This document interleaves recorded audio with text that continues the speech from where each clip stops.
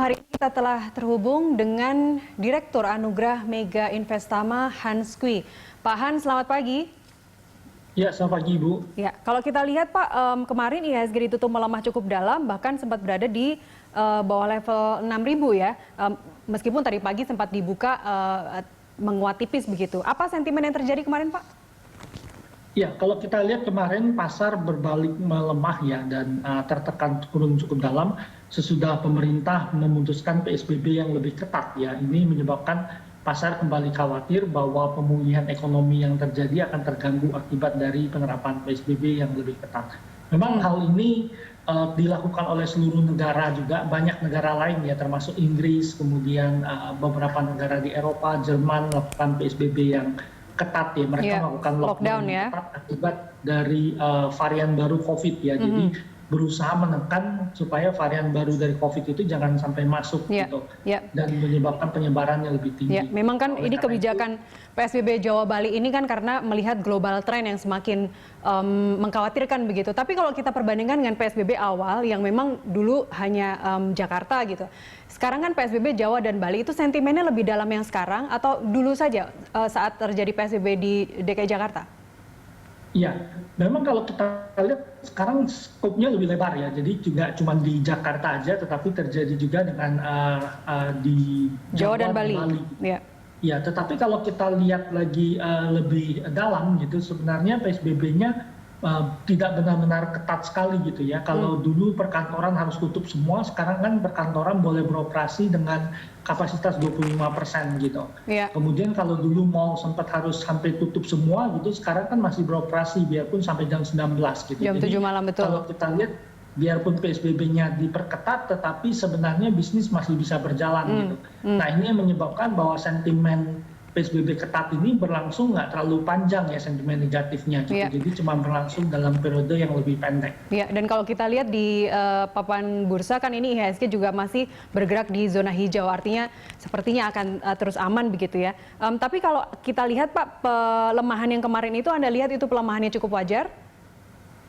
Ya, karena kita udah naik 2 hari berturut-turut sebelumnya ya. Jadi kalau kita lihat distribusi vaksin yang dilakukan itu membawa sentimen positif pada pasar gitu. Tapi memang kita harus sedikit berhati-hati bila realisasi dari vaksin sendiri nggak terlalu terjadi.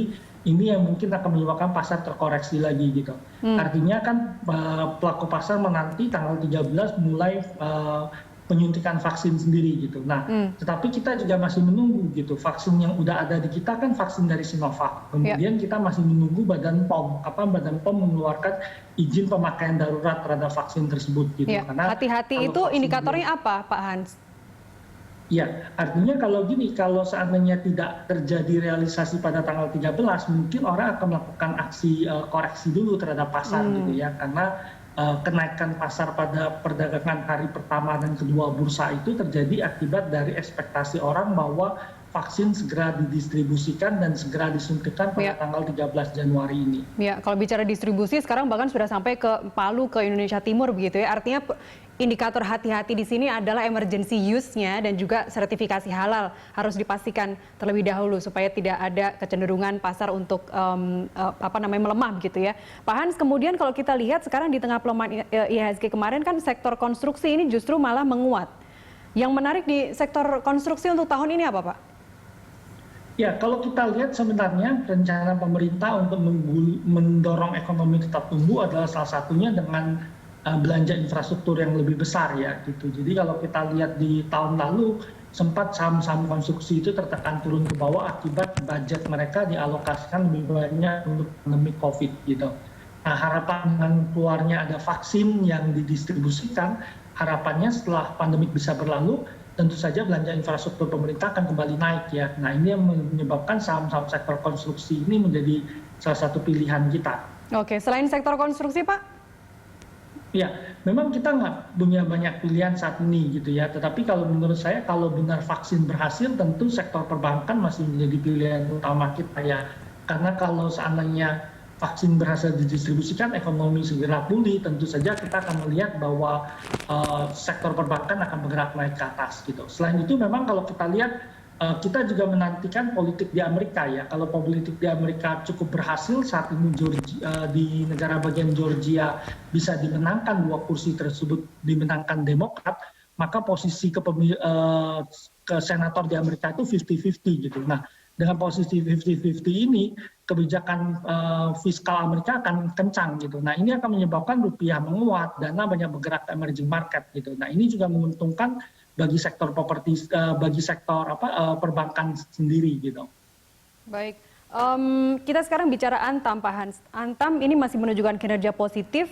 Prospeknya sendiri, prospek emiten tambang dengan proyek baterai untuk tahun ini seperti apa? Ya, memang kalau kita lihat banyak ekspektasi yang cukup tinggi untuk proyek baterai ya. Kalau kita lihat di seluruh dunia orang mulai berbicara energi terbarukan. Nah, salah satu baterai generasi kedua yang dipakai adalah memakai nikel ya, ferronikel sebagai bahan bakunya. Nah, oleh karena itu Antam sebagai satu produsen yang menghasilkan tersebut tentu mendapatkan sentimen positif. Selain itu memang Indonesia sekarang sedang mendorong supaya dari global sendiri perusahaan-perusahaan tersebut melakukan investasi langsung membangun pabrik baterai di Indonesia karena kita mempunyai bahan baku timah dan nikel yang dibutuhkan untuk pembentukan baterai tersebut. Nah, oleh karena itu ada sentimen cukup positif terhadap saham Antam terkait dengan rencana pembangunan pabrik baterai tersebut. Baik, dengan sentimen vaksin nanti insya Allah 2 minggu lagi sudah mulai proses vaksinasi, Anda yakin di 2021 ini IHSG bisa tembus di lewat angka 7.000? Ya, kalau vaksin berjalan dengan baik ya, jadi ada 3 hal yang dilihat oleh di vaksin ini gitu. Pertama, tentu perizinan vaksin tersebut gitu. Ya. Yang kedua tentang ketersediaan vaksin tersebut. Yang ketiga tentu saja pendistribusian vaksin tersebut. Dan yang terakhir itu efektivitas vaksin tersebut gitu ya. Nah, kalau hal itu terjadi dengan cukup baik, itu akan menyebabkan indeks kita perkirakan memang bisa menembus lebih dari 7.000. Tapi pemerintah tentu harus hati-hati. Kita harus melihat kasus di Amerika dan di Inggris sendiri ya. Di 2 negara maju tersebut juga kita melihat bahwa vaksin tidak terlalu cepat bisa didistribusikan ya. Dari rencana Amerika 20 juta orang disuntik pada sampai akhir Desember 2020, kita lihat realisasinya kan sangat jauh dari angka tersebut gitu ya.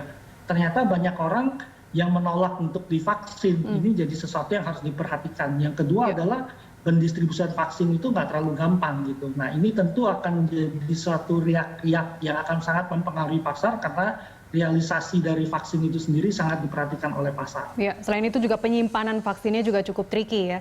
Baik Pak Hans Kwi, terima kasih atas waktu Anda bersama kami pagi ini.